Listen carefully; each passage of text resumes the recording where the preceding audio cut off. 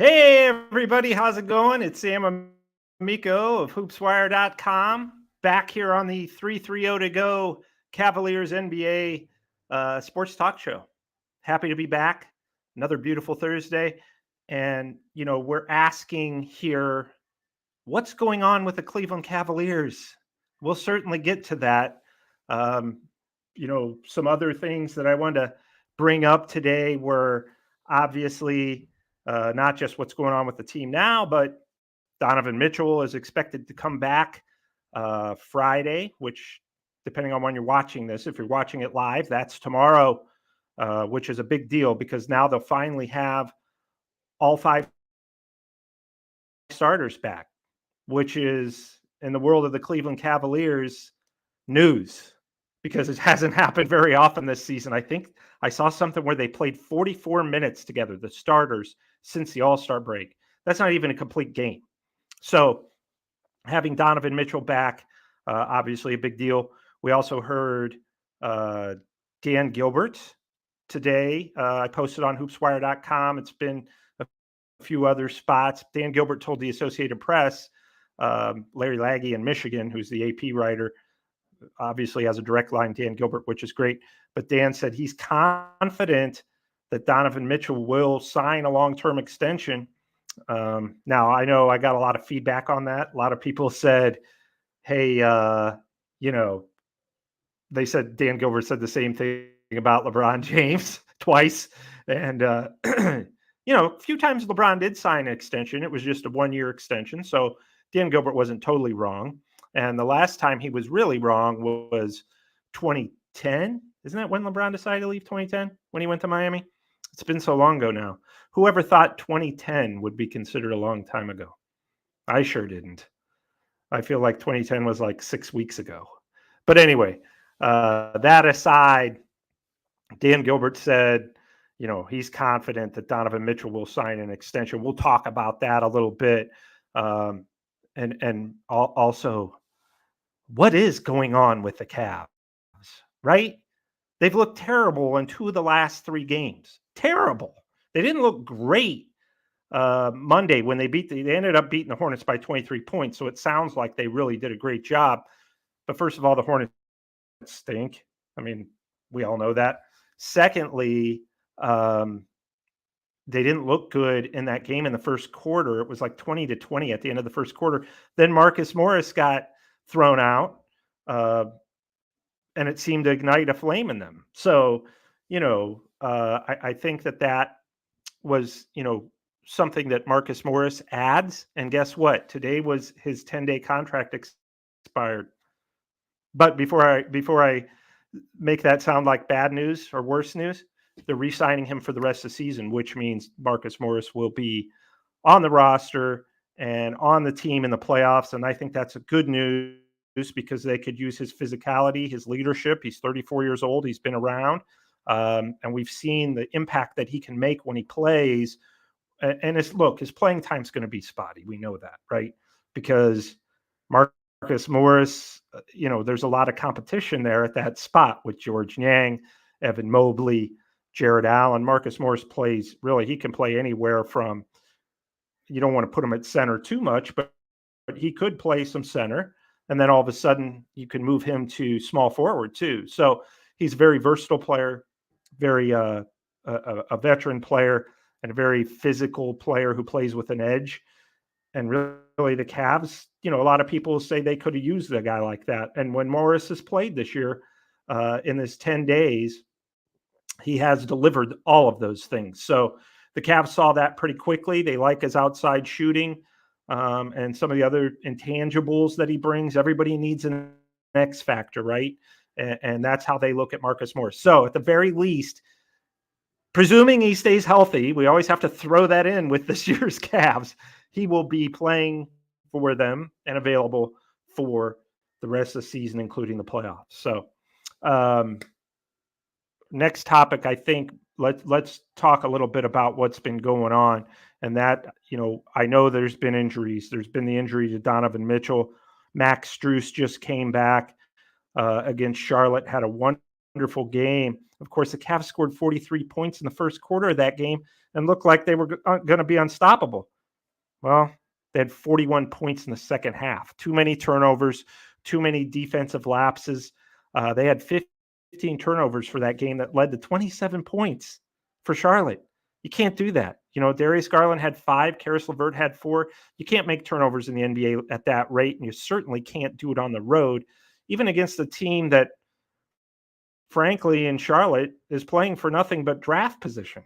They want ping pong balls in the NBA draft lottery hopper. They don't want wins. And, that to me was a pretty embarrassing loss by the Cavs. I've been very positive about them most of the season, but I have not liked what I've seen over the last couple of weeks, particularly this week.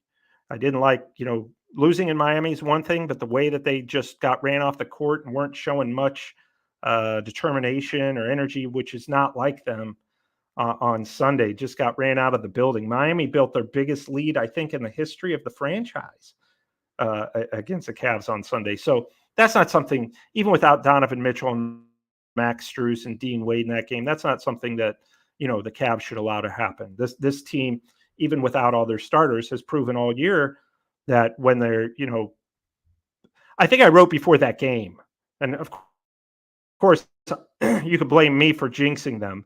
I wrote before that game that the Cavs haven't really been blown out all season. Well, they were blown out bad in Miami. So, that's okay. I don't want to say it's okay, but if it happens once or twice a season, then, it's going to happen throughout the course of a season. You have some bad losses. What you don't want are 2 pretty bad, I don't want to say really bad, but pretty bad losses in the same week, right? And the Cavs have had that right now. So I don't know whether they're getting ready to, if they're kind of just waiting around for Mitchell to return to kind of take that leadership role. And it does hurt not having a guy, when all else fails on offense, which the Cavs have been in this position before the season, all else would fail on offense. And you get the ball to your superstar, right? And Donovan Mitchell has taken over games where he's been able to, and not just by scoring, but by facilitating. I would say that Donovan Mitchell has been a better facilitator. You just look at his assist numbers, the way he's been moving the basketball at any other. He's better this season than he's been at any other time in his career, including Utah. I don't know whether he's seen that that's been impactful, moving the basketball and trusting your teammates. It worked in January, right? They didn't have Darius Garland, Evan Mobley, and still won 17-18 in January when the ball was primarily in Mitchell's hands. Maybe that's what the Cavs need to go back to, right? I mean, maybe they need to think about, and I'm not saying use Mitchell only at point guard, but balancing it out with him and Garland, especially when you think about how often Darius, and I'm a Garland fan, but you think about how often he's been making turnovers, made a really, really crucial one against Charlotte about 2 minutes left in the close game. He just kind of randomly dribbled it out of bounds, which that's, you can't do that. Not, you're trying to gear up for the playoffs right now, right? So if you're Darius Garland, you've got to reel that in. He says he knows that. The Cavs say they know it, but it's still continuing to happen too often. He did have 12 assists against the Hornets. So, I mean, he's been probably more in tune with keeping the ball moving, but there's still too much. Both, in my opinion, Garland and Karis LeVert, and I like both of them. I mean, Karis LeVert is capable of taking over games and breaking down defenses on his own, but there's too much, a little bit too much. They get caught up in, I don't want to say playing hero ball, but they get caught up in a little bit too much of just kind of this one-on-one, I think I can take over type of mindset. And, sometimes that's true, but sometimes it comes back to hurt you as well. So, okay, well, I'm going to get to one comment here by Scott Moskovitz, who's always among the top fans, has one of those badges on the Amico Hoops Facebook page. He says, basically, from what I can read from this distance, which is not good. Then I got to scoot up closer to the screen, and nobody wants that. But Scott said all he heard on sports talk all day was fire JB. That's basically going to be the callers, fans calling in to fire JB. I will say this, and Scott, I agree with you. He said he's not, he's not on board with that yet. But I'm there too. I'm not on board with that. I mean, we were talking about the coach of the year potential in January. Okay, what's happened since then hasn't been great, hasn't been terrible, just hasn't been great.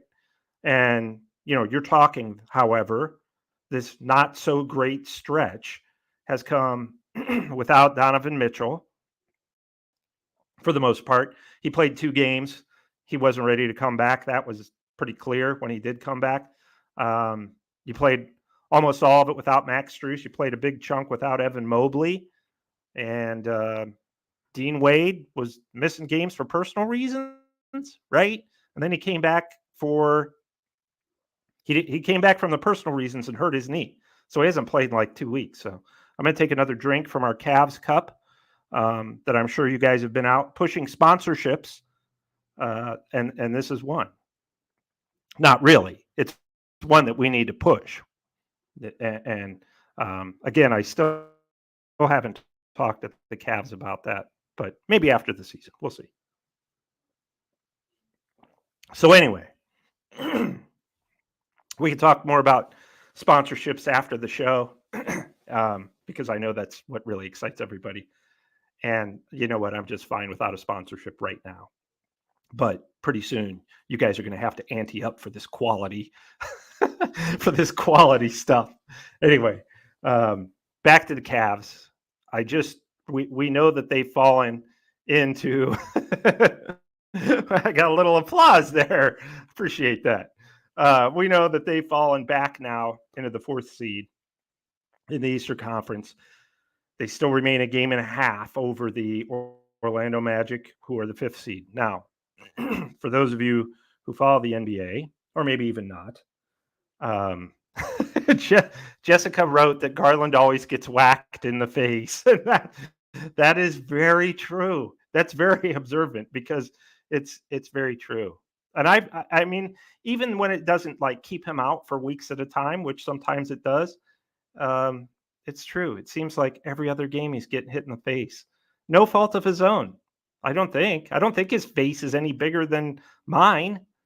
Of course, I get hit in the face a lot too. I guarantee you Darius Garland does not have a nose like this. I got whacked in the face good when I was little, and that's ruined me for life.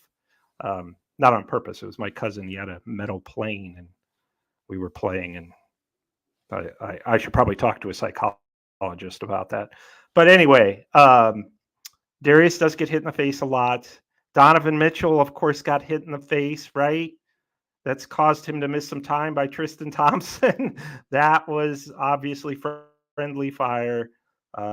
Tristan was just going up for a rebound, and his hand came down right on Donovan's face because Donovan was under the basket too. So as far as we know, that nasal fracture is healed, or at least healed enough for him to play. His knee is probably pretty good. I don't think they wanted to rush him back. He wanted to play, and give him credit. That's admirable. He wanted to play, those games against New Orleans and Houston. Wasn't last weekend, I guess. It was the weekend before. And he just, he clearly wasn't ready against New Orleans. He shot 5 of 16 from the field. Against Houston, he was 4 of 13. That's just not Donovan Mitchell. And he admitted after the game, look, I just don't have my explosiveness right now. The knee's still bothering me. So I'm assuming that that's all cleared up as well, especially since he's, the word is targeting Friday. As I tweeted out a little bit ago, Mitchell's officially listed as questionable. And listen to this. Darius Garland's probable. I just found this out. Darius Garland's probable with a right ankle sprain. I guess it must not be that terrible, or he's just tired of missing time. But, sprain never sounds good. Never sounds like, especially your foot. You don't want to be playing on that. But anyway, he's probable. So that means he's going to play unless there's some other unforeseen setback. And I'm talking about Darius Garland there. So It just seems like one thing after another this year. And, last week I had Bob Finan on from the Elyria Chronicle Telegram and Medina Gazette, longtime Cavs writer.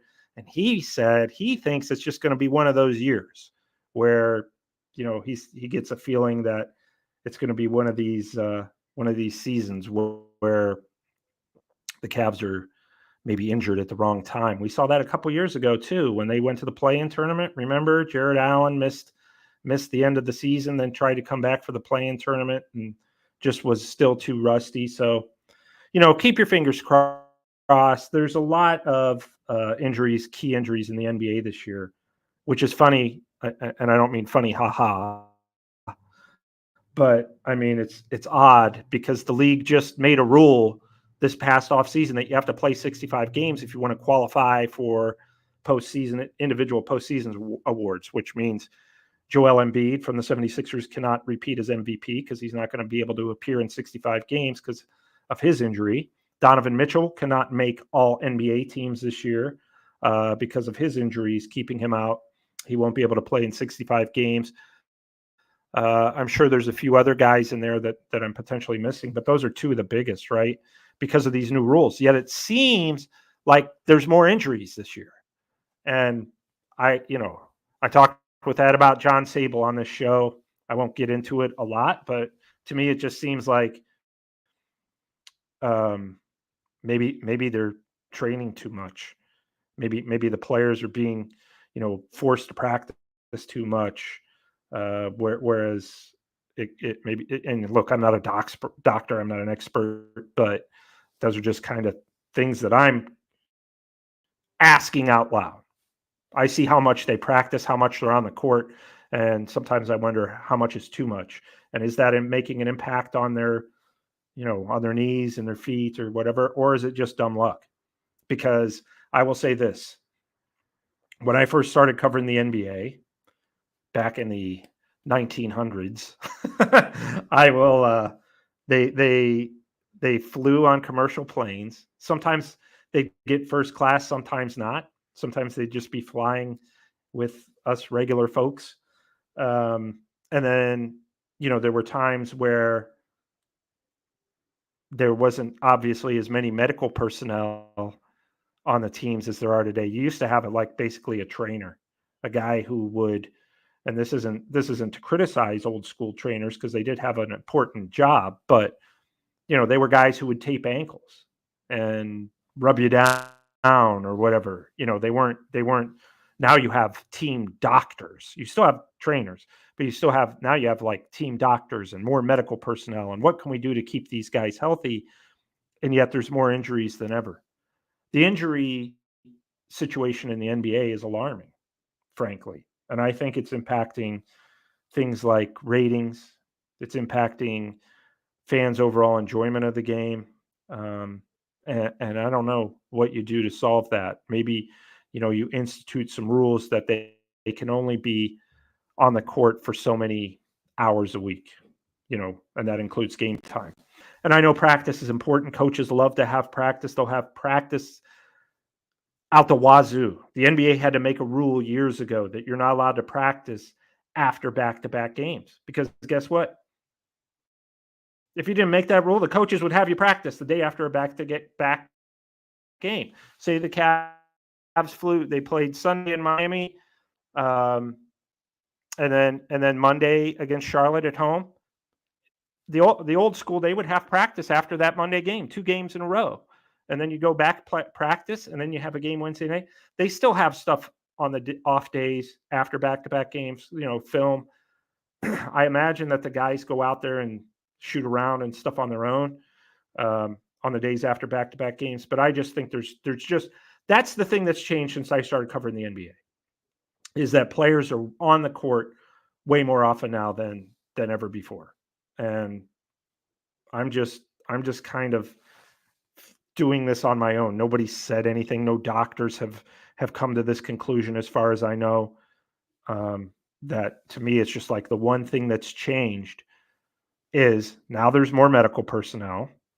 Now there's more, now you're flying, everybody has their own plane, which is a big deal in the world of travel. You it just makes traveling that much easier. It makes presumably getting some sleep on the plane that much easier. And it just makes you more comfortable, I would think.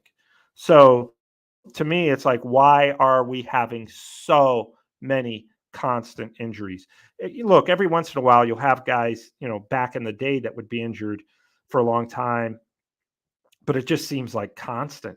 It's a constant rotation. And it's not just the Cavs, it's the whole league. You look at the rosters. Put it this way: a couple of weeks ago, I play fantasy basketball, as I should. I finish near the bottom of the league, as I should not. But I'm supposed to be an NBA expert. You would think I would finish near the top, but it's not always been my fault. Don't I sound like a child there? Well, good, because it's not always my fault, because 2 weeks ago I went to set my fantasy basketball roster and none of my players were available. They were all on the injured list. I had like 3 guys out of 15 or 20. Everybody else was hurt. And I just thought, well, this stinks. And if you think it stinks for a guy like me who's playing fantasy basketball, imagine how the real teams feel. And I will say this: the players generally aren't the ones to decide, I can't go. That's normally the medical personnel telling the coaching staff he can't play. So I don't know. I think that the NBA, and I would not be surprised if the league office visits with these medical personnel this offseason.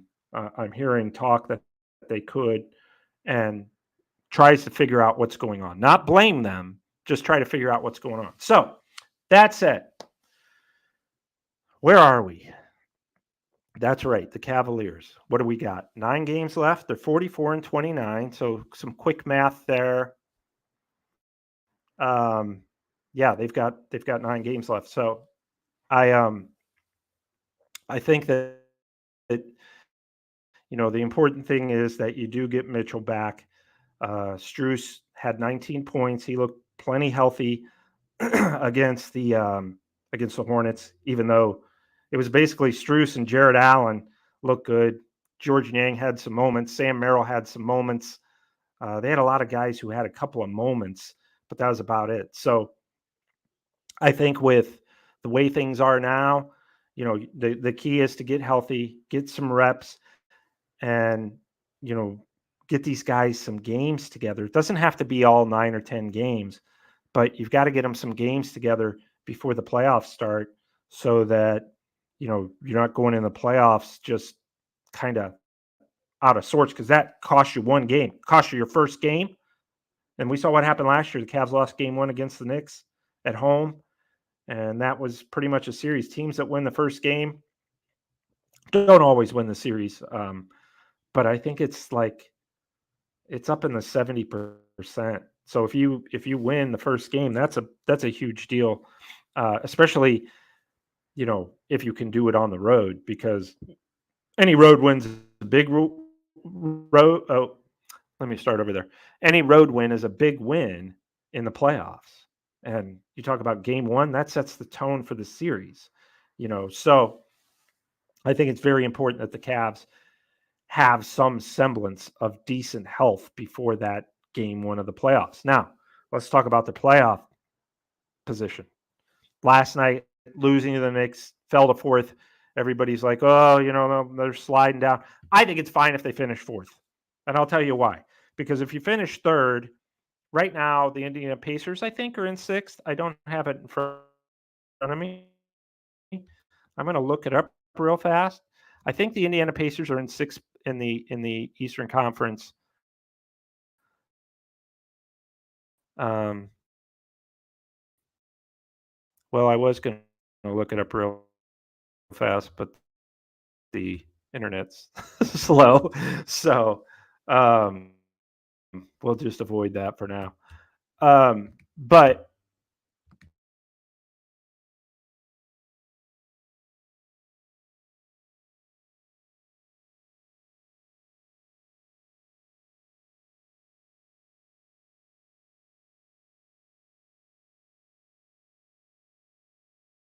that, you could end up playing Philly if you have the number 3 seed, with a Joel Embiid healthy coming back. We've got some standings there, folks. I appreciate that. Okay, so Indiana is in 6th. You look right behind them, a couple games behind them is the Miami Heat. Look at this. Let's start with this. Miami, the last year's defending Eastern Conference champion that went to the finals, is in 7th. Philly is in 8th. I'm not worried about the Bulls and the Hawks. They're not going anywhere. But okay, so Miami's in 7th, Philly's in 8th.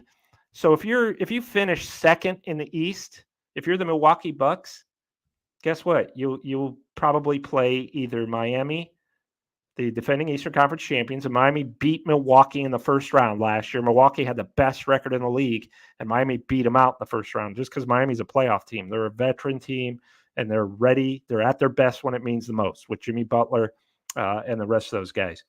But they did lose Max Strus, who was a big part of things last year. Obviously, he's on our side now. And then, 8, you're talking about the Philadelphia 76ers. I don't know, but it's possible that the Philadelphia 76ers and Heat pass the Indiana Pacers, right? So if that happens, and you are the Cavs and you finish with the 3rd seed, let's just say Philly gets there. Let's say Philly becomes the 6th seed. If you're the Cavs and you finish with the 3rd seed, you're going to be playing the Philadelphia 76ers with Joel Embiid. He's going to be back for the playoffs. I just know it. And there's reports that he might even be back before then. I don't think Friday night against the Cavs, but sometime within the next week or two. So Joel Embiid, the reigning MVP, NBA MVP, is probably going to be back for the playoffs. You're the Cavs. You finish 3rd. You want to play the Sixers in the first round with Joel Embiid?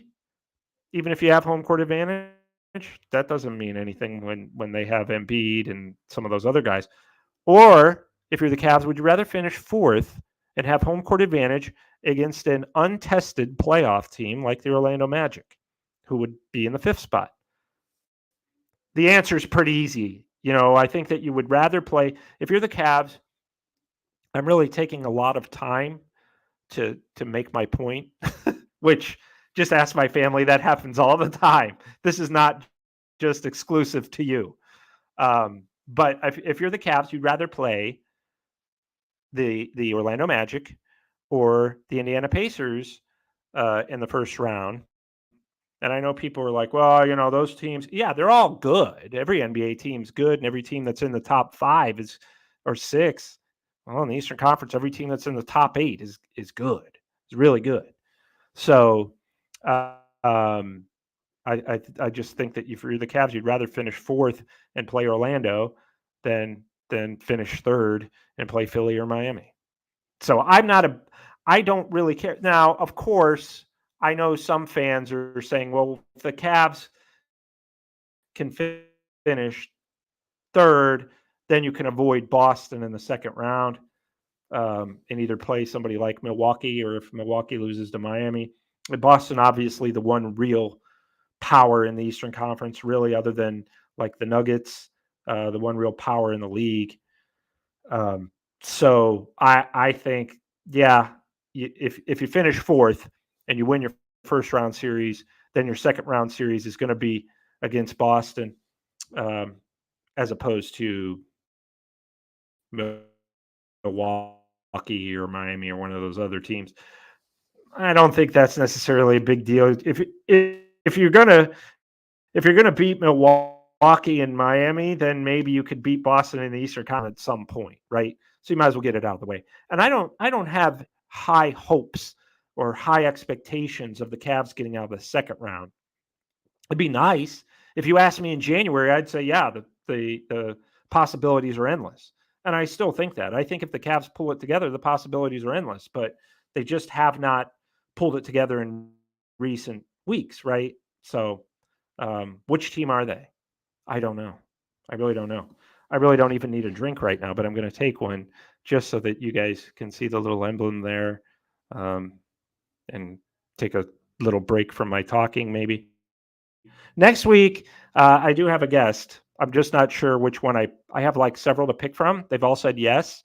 So a couple of them I'm going to have to just say, it's like inviting somebody to the prom and then they all say yes, which never happened to me, but some of those people that happen to, and then eventually you have to tell them, I'm sorry, I, I, I, I'm taking so and so.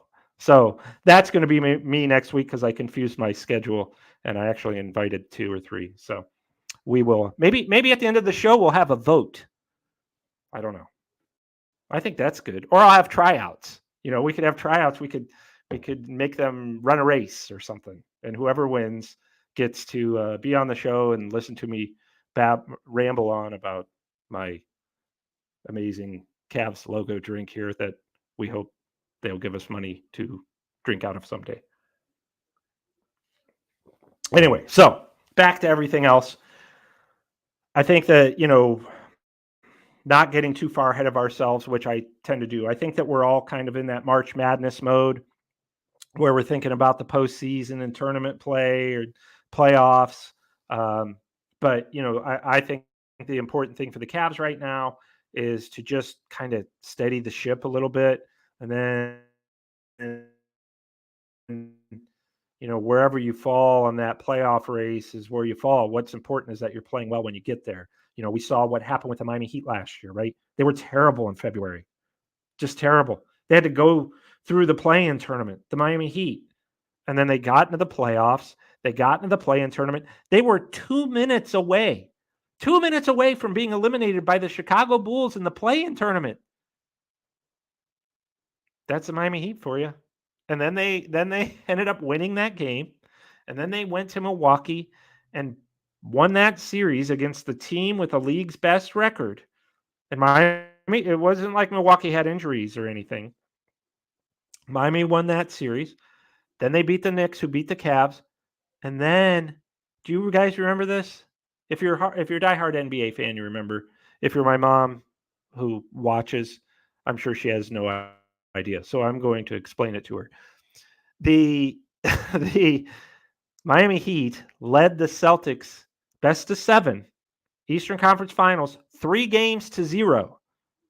And then the Celtics came back, won 3 straight games, tied the series to take the deciding game back to Boston. Nobody's ever overcome a 3-0 deficit. Some teams have overcome a 3-1 deficit in the finals. If you remember that team, I think they're from Cleveland, won the championship.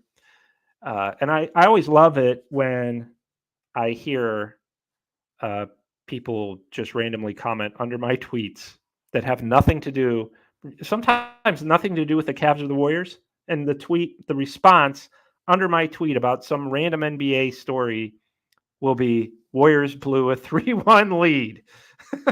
And that'll be it. That's all they needed to say. And you know what? I appreciate people putting that out there every now and then. So anyway, the Miami Heat went to Boston and won that Game 7 to go to the finals. They're a very unlikely story. And to me, it just goes to show you there's so much parity in the NBA that anything can happen. And I think anything can happen with the Cavs. I really do believe that. In January, I was saying this team is legit. And I think that when Mitchell is good, when he's healthy, and look, I know we've had, we've talked about these bad losses, right? We talked about Charlotte, which was a terrible loss. That Miami game on Sunday was an embarrassment. I mean, just getting blown up like that. But guess what?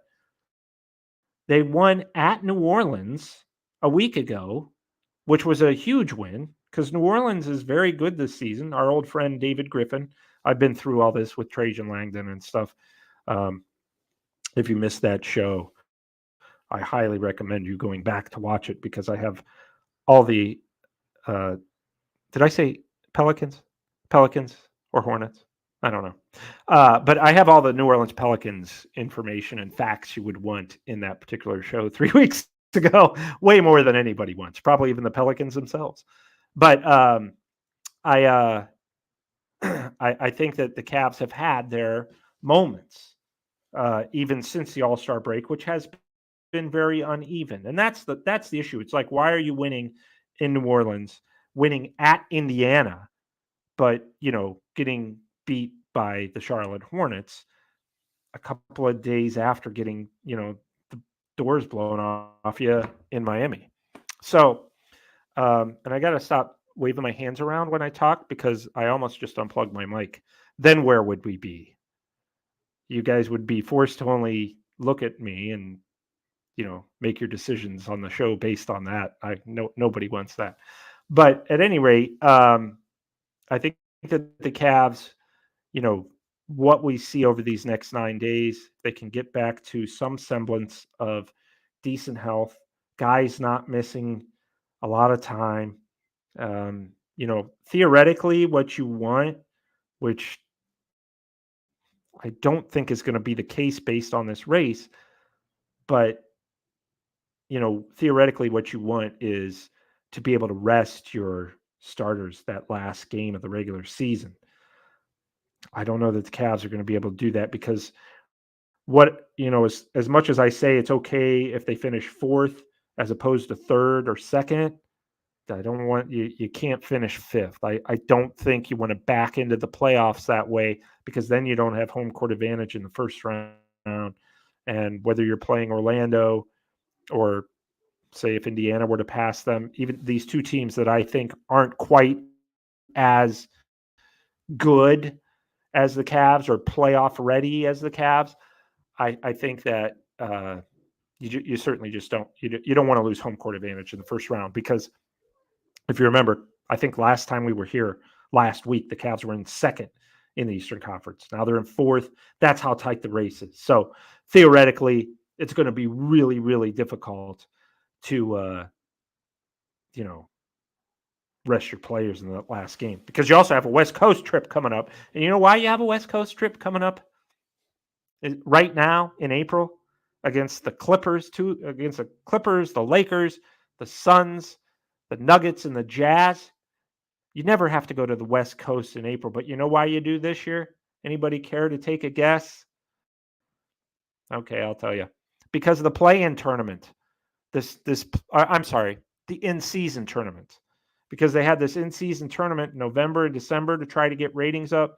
I enjoyed that element of it. I know people thought it was dumb, but I enjoyed it. I liked the cool courts and I liked the bright blue that the Pacers broke out or the bright red that the Bulls used. I thought they should just use that all year. Why not? But anyway, that in-season tournament, which was Adam Silver's idea, and I think it worked. I think more people actually tuned in to see those games, if nothing else, for a few minutes to look at the courts and the uniforms. I think, I'm very old school, but I was suckered into really enjoying that tournament. So whatever it is, it's creating hectic schedules on the back end of the season, though. The Los Angeles Lakers, I believe, are on a 6-game East Coast trip. LeBron James is 39 years old, and he came out and he said, I've never experienced anything like this in my, what is he, you're now 20, right? Never experienced anything like this where these teams are playing, going to the opposite coast, playing 5 or 6 games in March and April. Usually you've wrapped up your long road trips by then. Unfortunately for the Cavs and a few other teams, now they're facing the most difficult, daunting stretch of their really of the season in April. When they need wins the most because of all the injuries. So anyway, I will say I've really enjoyed Jessica's confidence in these, and Scott has some more some more comments here. He's corrected his spelling a few times. He said, "Wow, I butchered that." And hey, Scott, here we go.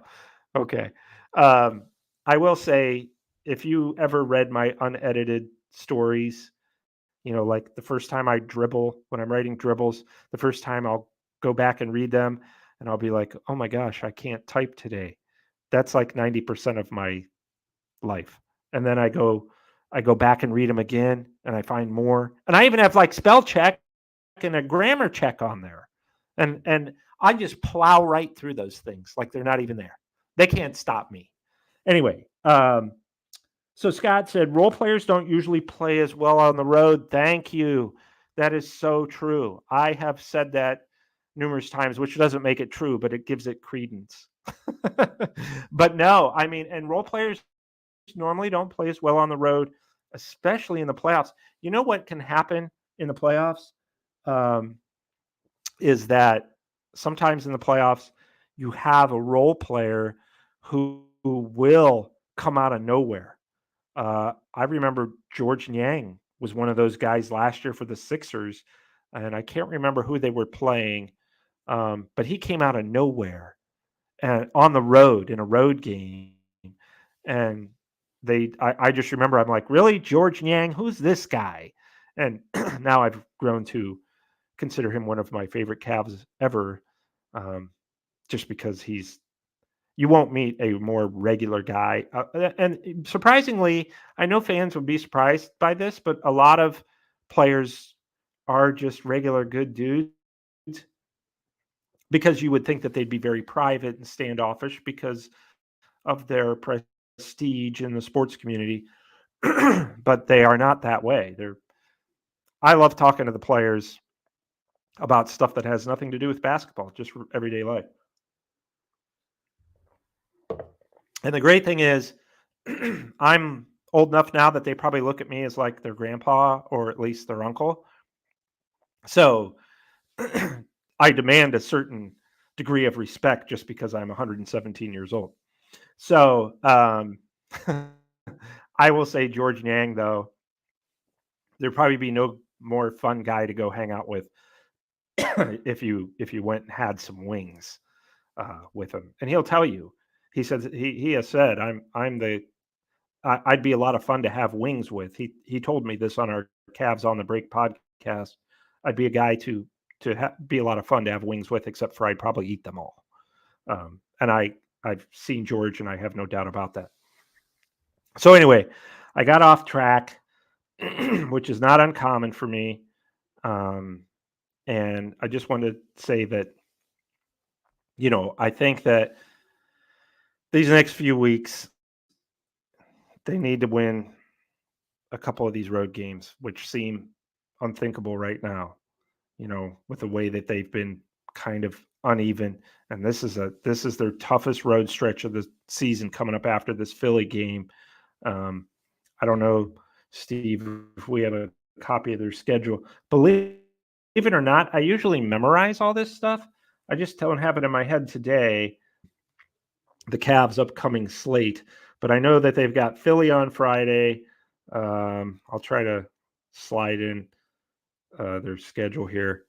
I don't know. Well, I'm missing that. But I know they have Philly on Friday. And then I'm not real sure. I think that they go on the road after that. Okay, here, I'm getting to it right now, I think. I know that they, after Philly, let's see what we got here. We got Philly, and then, that road trip begins against the defending NBA champion Denver Nuggets on Sunday at 3:30. So that's when the fun begins. They get a couple days off, then at Utah. They got a back-to-back next week. At Utah on Tuesday, at Phoenix on Wednesday.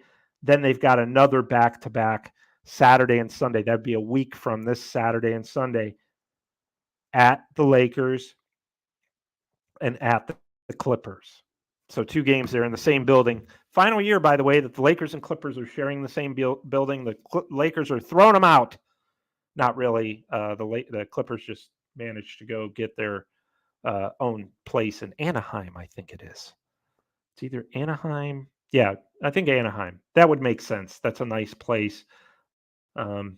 So anyway, and the Lakers and Clippers and Denver Nuggets, and the Utah Jazz are pretty much out of it in the West, so that's not as big of a deal. But the Lakers, Clippers, Nuggets, and Suns, those other 4 teams are all fighting for their own playoff positioning out West. They're all, just several games apart. And here we go with that schedule. Sixers, Nuggets. I mean, it's a tough road there. for the Cavs. That'd be a tough ask of anybody to play the Nuggets and the Suns and the Lakers and Clippers. I mean, the Cavs never play well in Utah. Now you get Larry Markkinen and old friend Colin Sexton, who's having a great season there. The Cavs just haven't historically played that well. So, I don't think that the Cavs are going to lose every game on this trip, but it's not going to be easy. I mean, you're going to have to be at full strength. You're going to have to play like you did in January to even get 2. Not to sound like the voice of doom, but that's a tough trip even when you're playing at your best. And that said, nothing surprises me with this team. They've been and this happens all the time in the NBA. The Golden State Warriors have been terrible most of the year. They went to Miami and won. They went to Orlando and won on back-to-back nights, and the Warriors have not been good. I think the Cavs swept the Warriors. I think the Cavs are a much better team than the Warriors when the Cavs have Donovan Mitchell. So, that's just one example. The Lakers won at Milwaukee the other night in double overtime without LeBron. So, and Milwaukee was fully healthy. So anything is possible. Okay. That said, we'll just keep our fingers crossed. I've gone on almost about an hour. I appreciate everybody who's stayed, joined, and didn't leave. You can always find us on 330 to go. On not only Facebook, but this on YouTube. And I will also, of course, put this on my HoopsWire website, which I hope you all visit regularly because I need the money.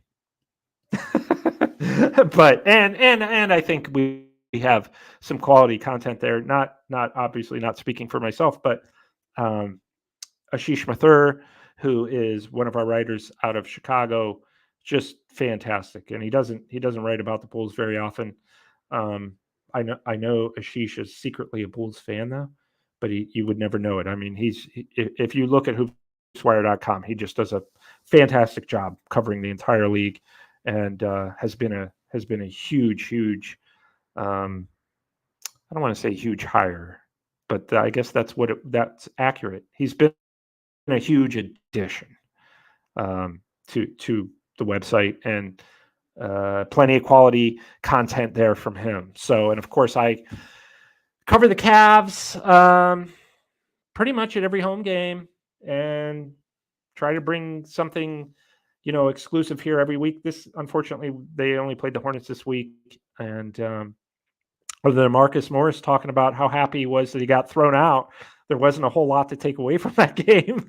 And he was happy he got thrown out because as soon as he did, they went on that major run. So with that in mind, I don't even need a drink right now. I was going to take one to do the promotional joke again, but you guys just keep that in the back of your mind. Let's all send emails to the Cleveland Cavaliers and tell them that our show needs a sponsor.